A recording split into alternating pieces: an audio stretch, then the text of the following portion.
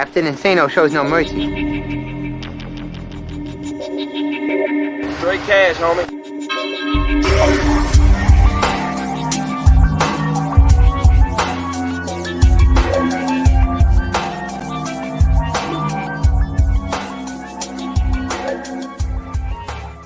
Hold on to your butts.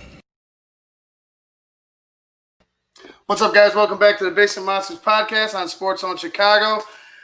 Ball game in two places. The Miami Dolphins beat the Arizona Cardinals 34-31, and the Pittsburgh Steelers come back and win a close one, a shockingly close game against the Dallas Cowboys. And man, like, you know, we were watching both games, and I just felt like that Cowboys game was more interesting. Yeah, it was shocking. Like, they have, you know, they're with as much as everything that they've gone through this season, they were still hung in there with the best team in the league. Even though in a loss, they still hung in there, which was rather shocking. I mean, I know that the professional player's not going to lay down. No. But to hang with the top team, I mean, that should be something to look forward to.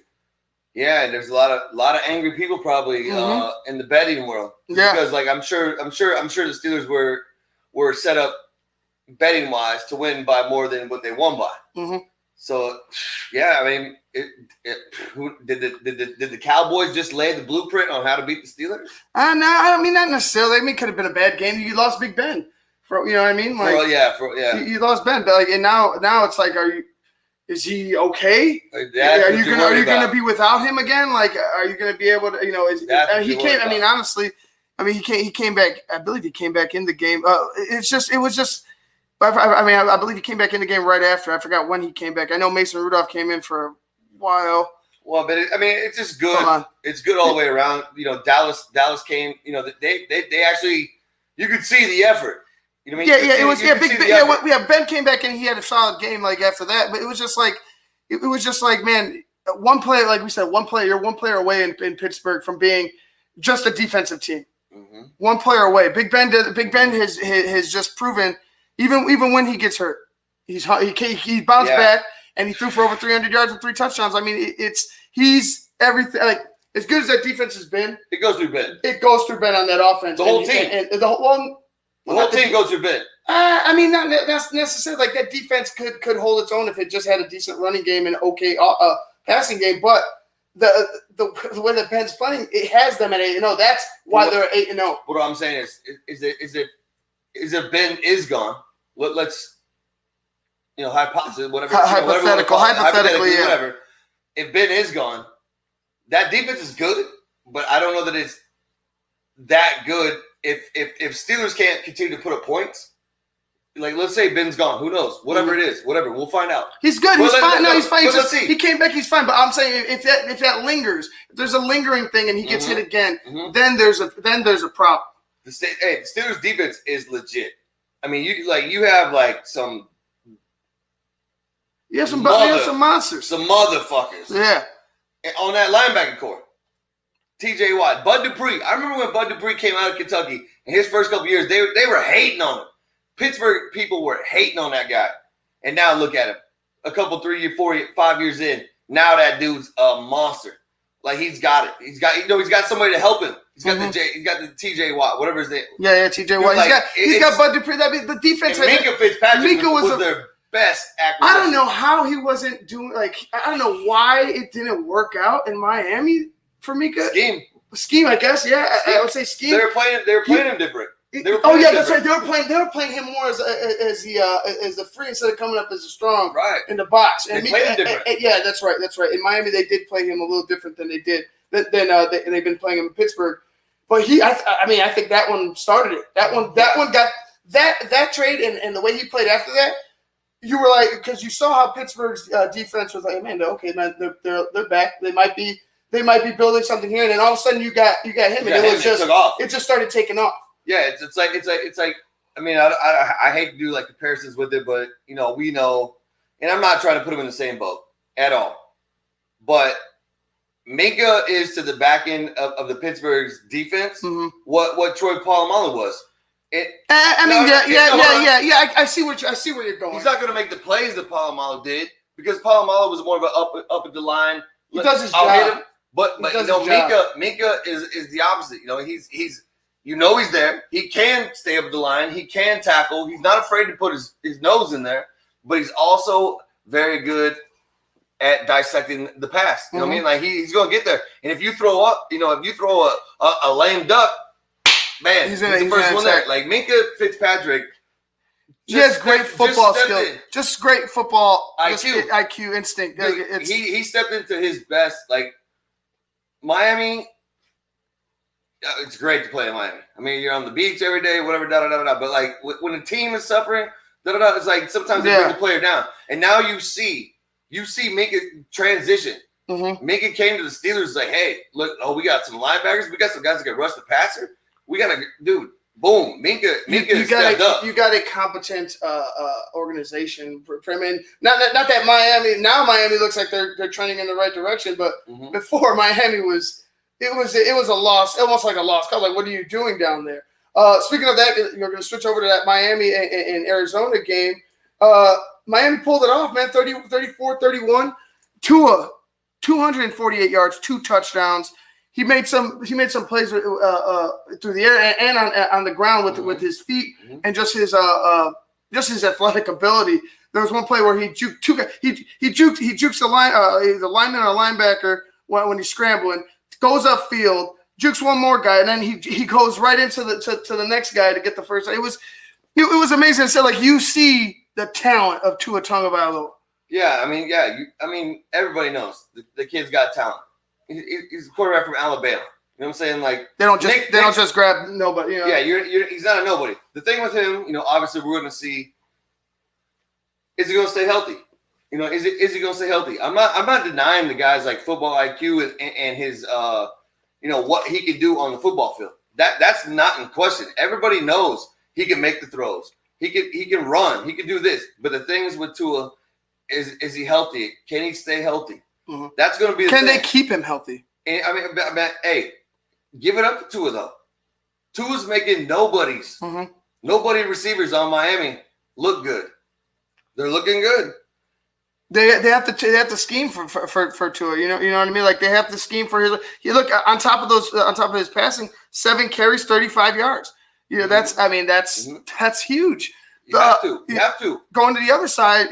Because it was a close game throughout, and this was a showcase for the future of the NFL with Tua and Kyler Murray. Kyler Murray, 283 yards, 3 touchdowns. Check this out. He also led the team in rushing, 11 carries, 106 yards, and a touchdown. 4 touchdowns on the day for Kyler Murray. Like, guys, the kid's a superstar. Yeah. The kid's a superstar. He's going to take it. Like, he's going to be the quarterback for Arizona for a long time.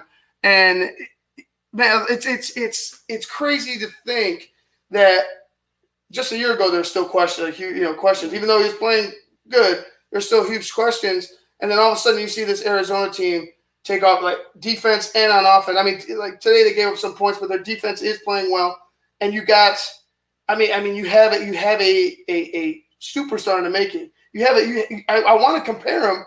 Crazy. It's almost like a Russell Wilson situation. Yeah. It's almost like he's a faster, a little more agile than Russ.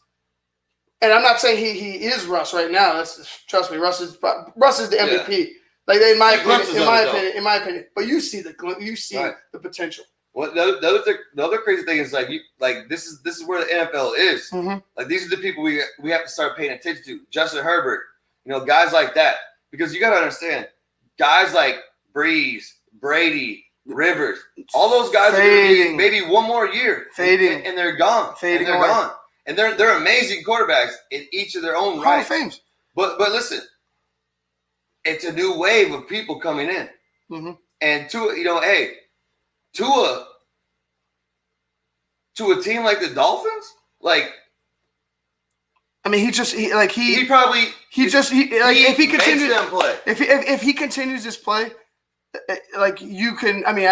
We talked about Fitzpatrick before. Forget all that right now. For right now, he would single-handedly would have put the Dolphins in the contender role. Yeah. Because you have Buffalo, even though Buffalo dismantled that Seattle defense, even though that Seattle defense is kind of dismantled in its own right. Wow. like they're right there with. They can compete with a Buffalo Bills team in a fight for the AFC. Well, of course, I'm gonna tell you what. Of course, they can compete with Buffalo because I'm starting to realize now that Buffalo is the team that plays to their opponents. You know what I mean? Like how echelon upper or lower. They either play up to the competition or they play over. Or play down to the competition. Today, man, you can't take it away. Like they beat the Seahawks. I mean, bad. Yeah, offense and defense. Offense and defense. Man, so we doubted the Bills before. We talked about it earlier, and we thought it was going to be a Seattle. We all had Seattle. Yeah. You thought it was going to be a blowout. Me and Marco had it a little bit closer than that, but a Buffalo blowout was not on our radar whatsoever. No. It would have either, they put it all together in my opinion, it would have been exactly what we all said, or it would have been a little bit reverse or something, or maybe I would have just chose a little bit of a higher scoring game, but a tighter contest. And it was not that from the start. Buffalo jumped out 14-0, a big play to start the game. Start the game to Diggs, and that was pretty much it. Yeah, who'd have thunk it though? Like straight up, I mean, like really, who'd have thunk it though? Like, I mean, Josh Allen. We've seen Josh Allen.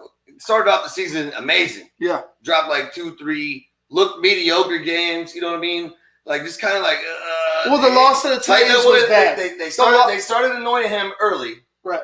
And then he had those like 1 or 2 games where you're just kind of like, I'm glad. Tuesday night. But today? That Tuesday night against the Titans, that was where we're like, me and you were both just like, what the hell did we just watch? Yeah, that was. We were expecting that game to be epic. We were expecting it to be a close dogfight, but an epic dogfight.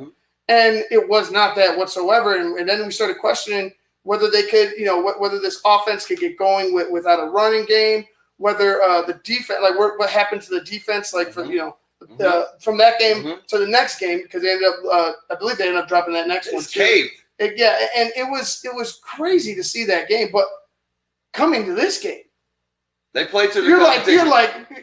We know that now. Yes, but you could also say maybe that was just a bad game. Maybe they had a couple bad games.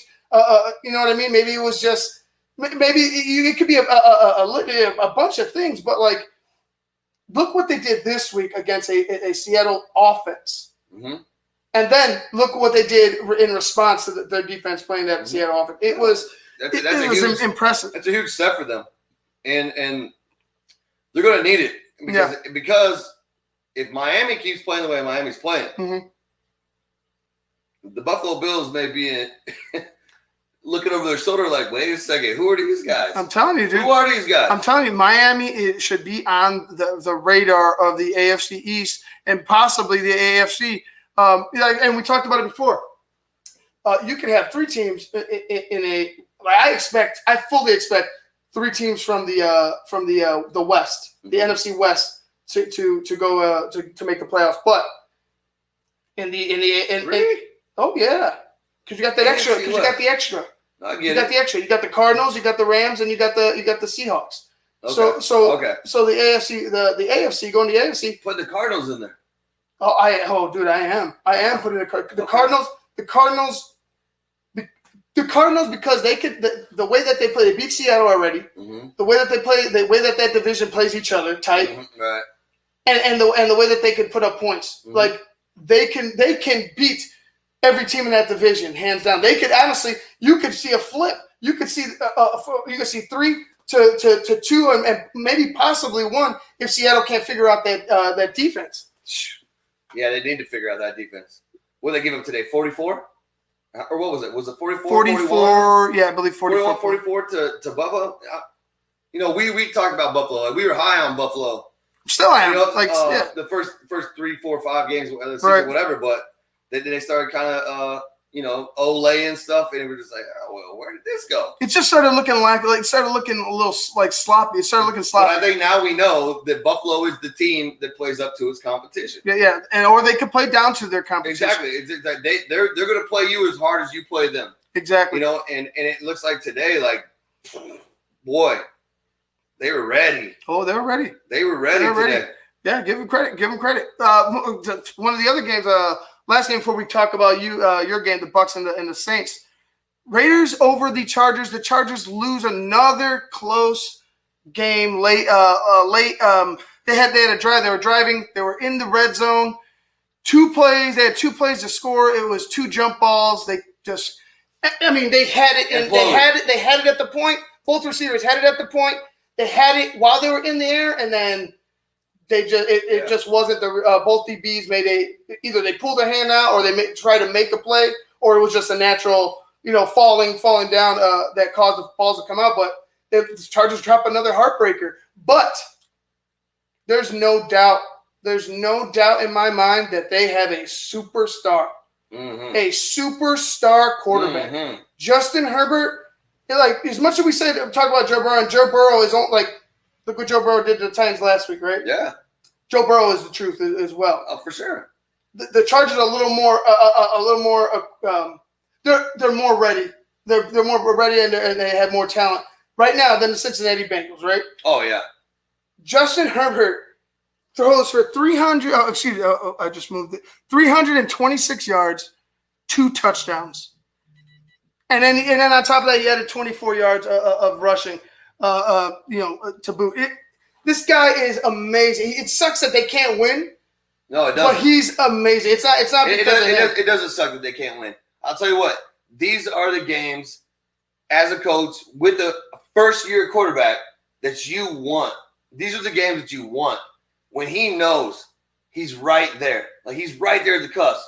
And these are the games. These are the games you want, because later on in life, next couple of seasons or whatever, when he gets in these positions, he's gonna be able to reflect back and be like, "Hey, this is the exact." Like it's that type of stuff. Like you want the quarterback that can keep you in it right there, but you also want the kid that comes off the field, is pissed off, and is like, I want to go. I know what I did wrong. You want the guy with chip on his shoulder that wants to. That forgets. He forgets about that bullshit and wants to go forward. Hey, and let's say this too. This is the San Diego Chargers defense without a couple defenders. Mm-hmm. You know what I'm saying? Like, get that defense up there. Get the Joey Bosa. Get the Derwin James. Get those guys back on the field and healthy. And watch what this kid can do. This kid is the truth. This is what you want. This is definitely what you want, especially when you are in a division that plays a team as explosive as Kansas City. You want to be able to have that punch back. Like, you threw the jab, I'm throwing the uppercut. Yeah, and you know what I'm saying? Yeah, and I fully expect the Chargers to be contending and fighting throughout. Let's finish up by talking about this game coming up. Our last game of the night. We had a trifecta today, dude. Like, yeah, great games today. Great games today, all around. Shockers. Talk about this upcoming Bucks Saints game as we wrap up this part of the show. Well, where do I start with Tampa Bay? The last game with Tampa Bay, sad, very sad. Lucky. That offensive line needs to do better. The run game needs to be there. It has to be there, or else that offense does not work. You cannot have Tom Brady throwing 50 passes on the Tampa Bay Bucks offense. Maybe in New England that worked, not here. It's not happening. That doesn't work. When you make him one-dimensional, he is easy to get. He's going to learn that. He's already played the Saints once. I feel like he's going to learn, adapt, and you know what I've been talking about all day, just getting crazy, talking shit out of my mind. But no, I mean, Antonio Brown is going to blow up today for the simple fact. Well, hold on. I don't think the Saints are ready for him. I don't think the Saints are ready for much. Because I'll tell you this. From the last couple times I've watched a Saints game, Tampa Bay may be able to punch me in the mouth, but I'm gonna tell you what. On top of that, you saw what the Panthers just did to the Chiefs. Right. They're in your division, yo. You know what I mean? Like, you better be looking over your shoulder, like, hey, Bobby, Tampa and New Orleans, because right now it's like, oh, wait, they're kind of pulling away. But hey, if McCaffrey keeps showing up, you guys all played Carolina without that guy. Mm-hmm. Easy to do, Now you got it. This game tonight, it's that Tampa defense. They better show up. Right. That's all I can say. Because if Kamara does tonight what he did against the Bears, It's a Tampa loss. It's a Tampa loss. That's no doubt. There's no doubt. That defense has to tighten up. You can't let him run like that. Like it has to be. You have to take the dude out the game. If Michael Thomas plays, I'm not sure if he is or not. But still, you got to be on top of him too. But that front seven needs to be just like what we talked about with the Bears. You need to cut him loose, especially against Breeze. Oh yeah, you can't let him sit back there and dissect you, or you're gonna lose every time. Because he's going to do it. You're gonna lose every time. He's going to. What's the score you got prediction wise? Oh man, today we're in Tampa outside. Man, it's a tough one, man. I'm gonna go Tampa Bay 28, and I'm gonna go New Orleans Saints 17. I'm gonna go 28-17. I'm gonna go Tampa 32, New Orleans 30. You love these high scoring games, man. I kind of not with these two teams. Yes, It could be, yeah, very easily. I've been low scoring throughout the day, but with these two teams, yes. But I think Tampa Bay will prevail and gain some more ground in that NFC South. All right, guys, we're gonna go. Well, go ahead. Just please don't play Chris Godwin. He had a surgery. There's no need to rush him. Like let him heal. Let him heal. You just got Antonio Brown. Right. Let him. You still got Scotty Miller, Justin Watson, Brait. All these other guys. Let's just not rush him in. Yes. Let him heal. You got weapons. Like I said, I think the Bucs are going to. If he gets ugly. Yeah. Maybe. Put him out. Maybe. I think the Bucs are going to take this one without him, but we'll see. All right, guys, we're going to go ahead and watch this game, the Sunday Night Football, Bucs and Saints. We're going to get you guys at halftime and in the post. It's going to be a long day, a long night, but hey, we love this shit. All right, guys, this has been the Basic Monsters podcast. For Luke Nettles, I'm Ivan Vargas. We'll see you guys in the at halftime of Bucs and Saints.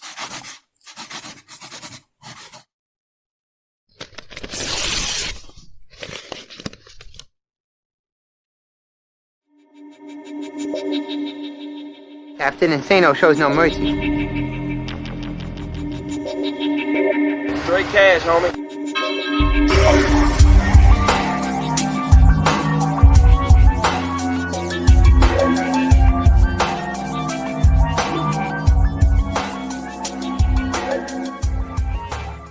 Hold on to your butts.